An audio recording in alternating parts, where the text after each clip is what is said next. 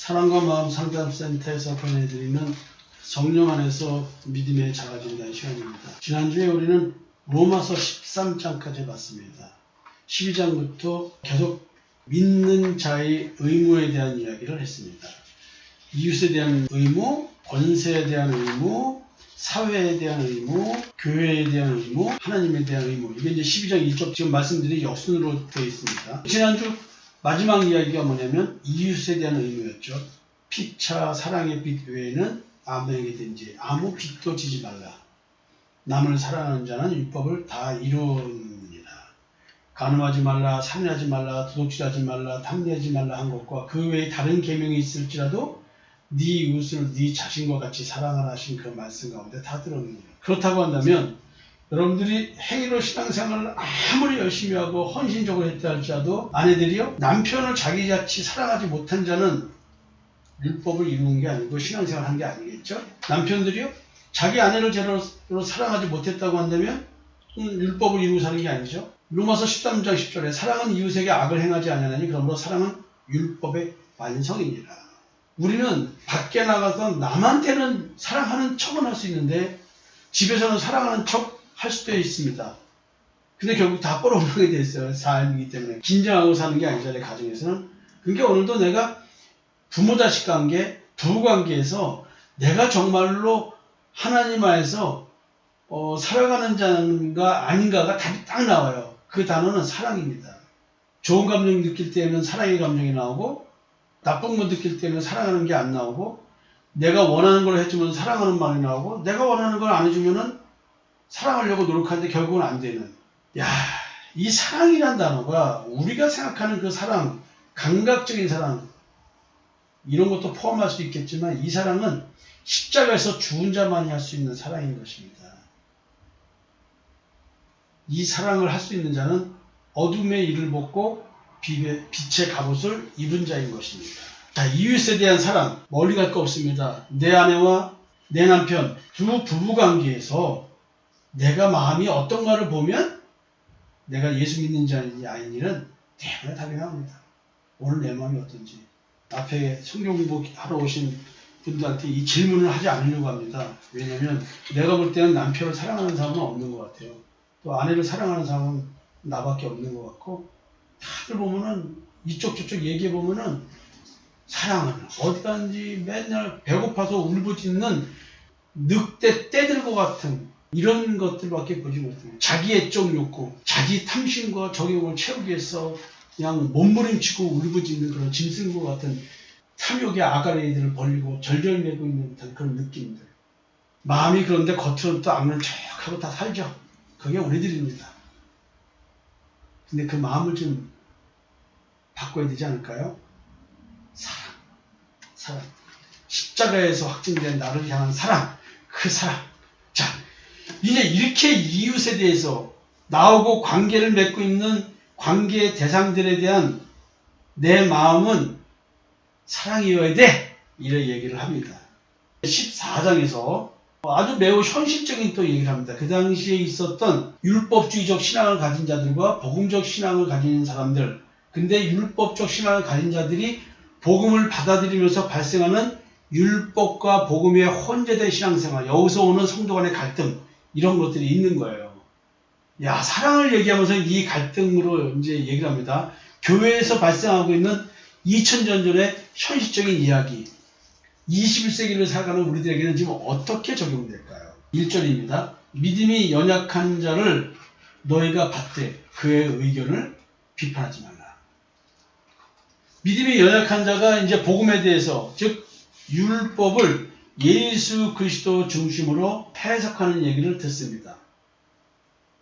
그러면은 아직 예수가 그리스도라고 하는 이 믿음이 연약한 자들은 대번에 뭐라고 했어요? 그거 뭐 좀 말도 안 되는 소리를 해. 아니, 우리가 똑바로 살아야지, 바르게 살아야지. 율법이 이렇게 돼 있는데 그게 돼요? 어쨌든 간에 할 일은 받아야 되는 거 아니에요. 뭐 이렇게 반박할 거 아니에요. 아니, 지금 절기인데 절기 안 지키고 뭐 하는 거예요, 지금? 이런 식으로 자기 의견을 얘기한다, 이게요. 이 의견을 점잖게 말할 수도 있지만, 화를 내고 짜증내면서 말할 수도 있다. 극단적 분노로 표현할 수도 있다. 근데 이럴 때 우리는 어떻게 해야 됩니까? 어떻게 됩니까? 김현수 실장님 어떻게 됩니까? 이럴 때. 김현수 선생님이 상담을 하는데 막 들이받아. 어떻게 됩니까? 그런 사람 판단하지 마요. 판단보다 우선 그 사람이 왜 그런지 아니까 분별이 되니까 이제 그 분별된 걸 얘기를 왜 그런지 얘기를 해주면 또 어떻게 돼요? 당신은 어떻게 돼? 여기 써있잖아. 뭐 비판하지 마라. 그 의견을 비판하지 마라. 아 그래요? 싸우거나 말다툼 하지 말라는 거야. 아 그래요? 그럼 다시 설명 지금 말씀하신 것처럼 설명을 해주고 이래서 지금 화가 나고 그러시는 거죠? 만약에 지금 이걸 인정하려고 한다면 그동안의 신앙을 다 부인해야 되는 이거 참 엄청난 지금 문제가 발생하죠. 괜히 화가 날 수도 있고요. 또 지금 율법 그동안에 들으시고 그동안의 신앙생활로 따지면은 지금 복음을 올바로 얘기하는 것 죄의 집에서 해방된다는 말의 의미가 너무나 강하게 느껴질 수가 있습니다. 그 다음에 죄진겨 없는데 죄의 집에서 해방된다는 말이 와닿지 않을 수가 있죠. 그리고 2000년 전에 예수님이 죄 용서해 주는데 지금 와서 왜 죄 얘기하냐 이런 식의 얘기를 하는 건 그럴 수 있습니다. 우리가 그렇게 신앙생활을 해왔죠. 그렇다고 한다면 우리가 성경을 볼 필요가 없는 거죠. 죄에서 해방되는데 뭐로 신앙생활해?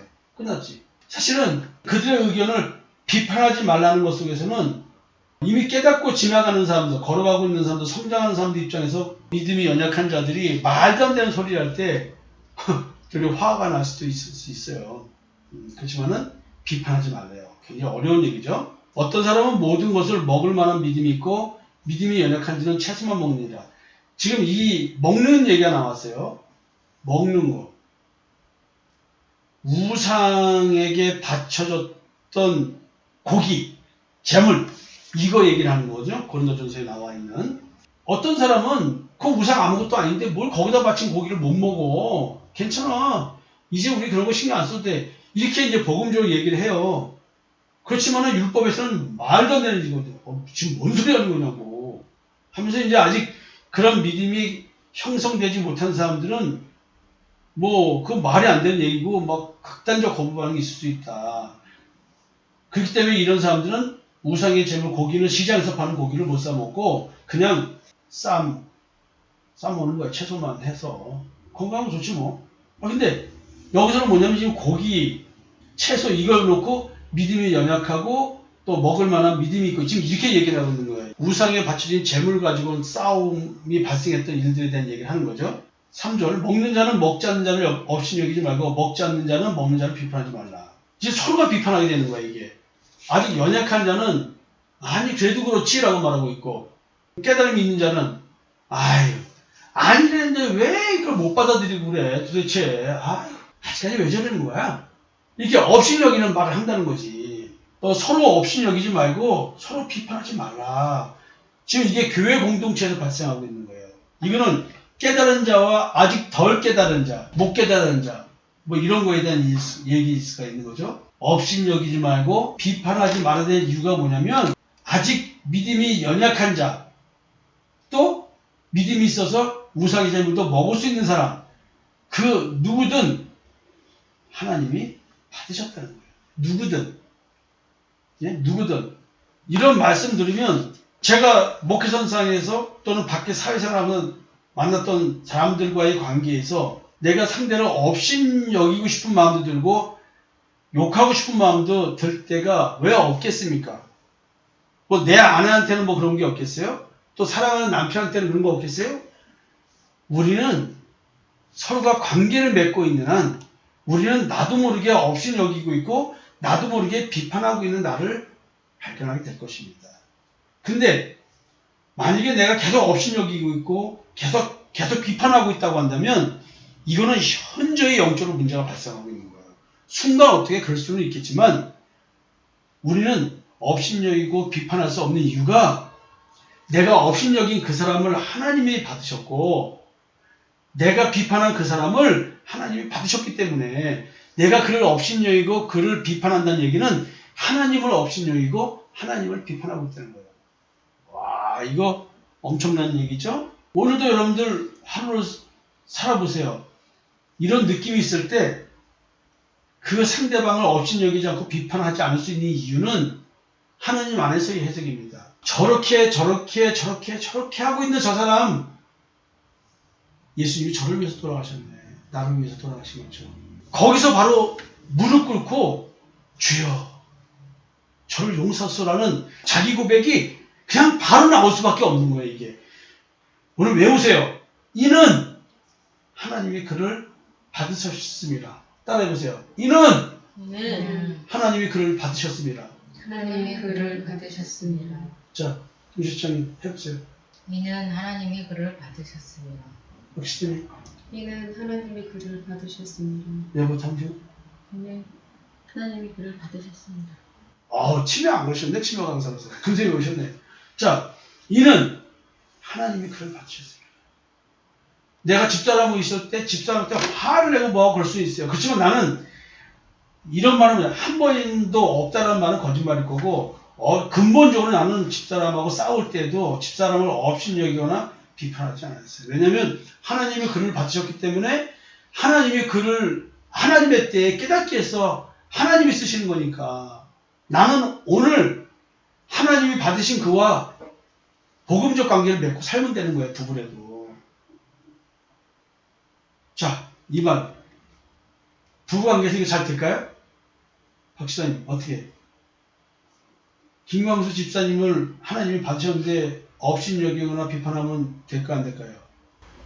안 됩니다. 오늘 하루 어제 얼마큼 하셨어요? 엄청 횟수 셀 수 없을 만큼 마음에 가득이야. 마음에 가득. 이런 거 업신여기지 말고 비판하지 말라. 그 이유는 하나님이 그를 받으셨습니다. 그러니까 내가 상대방한테 업신여기지 않고 비판하지 않을 수 있는 이유는 하나님이 나를 받았다는 걸 깨달을 때 가능한 일이야. 내가 죄 용서함 받았을 때, 죄사함 받았을 때 상대를 내가 용서할 수 있고 상대를 받아들일 수 있는 거예요. 여러분 이거 굉장히 중요한 얘기인데 지금 사랑에 대한 얘기하면서 나오는 얘기예요. 4절 남의 하인을 비판하는 누구냐? 너는 누구냐? 그가 서 있는 것이나 넘어지는 것이 자기 주인에게 있음에 그가 세움을 받으리니 이는 그를 세우시는 권능이 주께 있습니다. 지금 이 말씀대로 내 앞에 있는 이 사람이 내가 세우려고 노력하는 대상이 아니고 하나님이 세우려고 하시는 분인 거야. 하나님이 지금 세우시고 계셔. 이 사람이 하나님 앞에 세워지고 깨닫는 것은 하나님의 권능이지 내 권능이 아닌 거야. 나는 오늘 싸울 일이 있으면 싸우고 해줄 말 있으면 해주고 복음을 오히려 깨닫게 할 수 있도록 하는 거야. 그렇지만 업신여기거나 비판하지는 않는 겁니다. 이거 굉장히 어려운 얘기죠? 남의 하인, 어느 누구나 하나님이 쓰시고자 하는 자에게 하인인 거예요. 하인. 하나님이 시킨 대로 살아야 되니까.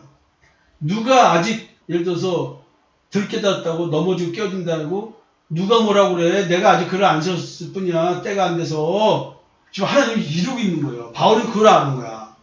그래서 교회에서 문제를 일으키고 있는 수많은 사람한테 고통을 당하면서도 바울은 정확하게 여기 서 있는 거예요. 이들이 깨닫고 안 깨닫고는 하나님의 권능이지 내 권능이 아니다. 내 말재주로 저들을 세우는 게 아니다. 그냥 여러분들도 담임 목사하고 얘기 많이 나누고 상담 많이 하고 성경 공부하면 뭐 세워질 것 같아요? 그럴 수 있습니다. 그러나 하나님이 해주시는 거지 성상모가 똑똑해서 했던 게 아니다. 김 실장님, 나한테 많은 교육을 받았잖아요. 본인 스스로가 하나님께서 세워주고 계시는 걸 느끼시나요? 혹시 성상모 목사가 세웠다고 생각하시나요? 목사님께서 저에 대해서 하나님과 나와의 관계성에서 나라는 존재 본질을 보게끔 얘기해 주셨어요. 나한테 하는 고백이 하나님께서 나에게 이렇게 은혜를 베푸시고 하나님께서 세우신다는 얘기를 고백을 나한테 많이 하셨죠. 성상모가 아니고 나는 늘 얘기합니다. 성상모가 하는 게 아니고 하나님이 하시는 거다. 성상모가 했으면 벌써 다 깨달았을 텐데 하나님 하셔서 깨달으면 늦으시는 거야. 역설적으로 하는 얘기, 이게 무슨 얘기냐면, 인간적으로 방식으로 하면 우리는 인간적으로 웬만큼 서로가 뭐 이렇게 깨닫고 알아듣고, 얘 감사해, 이렇게 할 수 있어요. 그러나 이것은 마음에 관련된 것은 하나님의 주권을 갖고 계시기 때문에 인간의 영역이 아닌 거예요. 결국은 목사님 통해서 뭐 이렇게 깨닫다 뭐 할 때 이 모든 것도 하나님이 하시는 거예요. 나를 쓰시는 거기 때문에. 이는 그를 세우시는 권능이 주께 있습니다. 꼭 기억해 주세요. 이는 하나님이 그를 받으셨습니다. 이는 그를 세우시는 권능이 주께 있습니다. 이유를 말하네. 이럴 이유. 남을 업신여기고 비판하지 말아야 될 이유. 내가 업신여기고 싶고 비판하고 싶은 그 사람. 그러지 마라. 그는 지금 하나님이 다루고 계시다는 거죠. 5절입니다. 어떤 사람은 이 날을 전날보다 낮게 여기고 어떤 사람은 모든 날을 같게 여기나니 각각 자기 마음으로 확정할지니라. 아직 율법적 절기를 지키는 것. 근데 복음주의자들은, 진짜 예수 믿는 자들은 매일 똑같은 날이지 특별한 날이 없습니다. 개혁주의 신앙은 그런 거예요. 2000년 전에 바울이 목회할 때 이거는 굉장히 어려운 얘기입니다. 절기를 안 지킨다는 얘기는. 지금도 절기 안 지키나요? 지키고 있죠?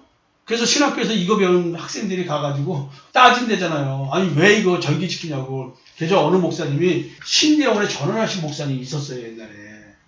가르칠 때 좀 얘기 좀 했으면 좋겠다. 어서 학생들이 따진다 나한테. 이런 얘기가 좀 돼 있어요. 실제로 성경은 이렇게 나와 있어도 우리 현실 목회에서는 굉장히 어렵습니다. 저도 부활절조차도 안 지키고 있다가 일신도에서 또 처음 지키기 시작했죠. 부활절만큼은 지키자. 그리고 추수감사절 좀 지키자. 두 개를 내가 지금 하고 있는 것 같아요. 6절. 나를 중히 여기는 자도 주를 위하여 중히 여기고 먹는 자도 주를 위하여 먹으니 이는 하나님께 감사하며 먹지 않는 자도 주를 위하여 먹지 않냐며 하나님께 감사합니다. 지금 이는이 3번 나왔어요. 이는 하나님이 그를 받으셨습니다. 이는 그를 세우시는 권능이 주께 있습니다. 이는 하나님께 감사하며 먹지 않는 자도 주를 위하여 먹지 않냐며 하나님께 감사합니다. 다 감사해서 그러는 거 아니냐라는 얘기를 하는 거예요. 그러니까 우리가 서로 다 하나님께 감사함이 있다고 한다면 우리가 서로 하나가 될 수 있는 여지가 있는 거예요. 서로 믿음이 연약하고 믿음이 서졌다 할지라도 우리는 오늘 서로가 성장해 나가고 있기 때문에 하나님께서 언제 나보다 덜 깨달은 자들을 먼저 깨닫게 할 수도 있다는 얘기 아니에요? 자, 오늘 여러분 로마서 14장 1절부터 6절을 봤습니다. 이는 하나님이 그를 바치셨습니다. 이는 그를 세우시는 권능이 주께 있습니다. 이는 하나님께 감사하며. 여러분 오늘 우리가 하나님 안에서 서로를 바라보는 귀한 마음이 자리 잡았으면 좋겠습니다. 오늘 내가 상대하는 사람들 하나님께서 귀히 여기주신 분이라고 생각하고 내 아내와 내 남편, 내 자녀, 내 부모 하나님께서 세우시는 권능을 갖고 오늘 각자를 세워져 가고 있고 우리 가정에 축복을 주고 계시다라는 마음을 먹고 오늘 한번 서로를 귀중히 여기는 하루 되었으면 좋겠습니다.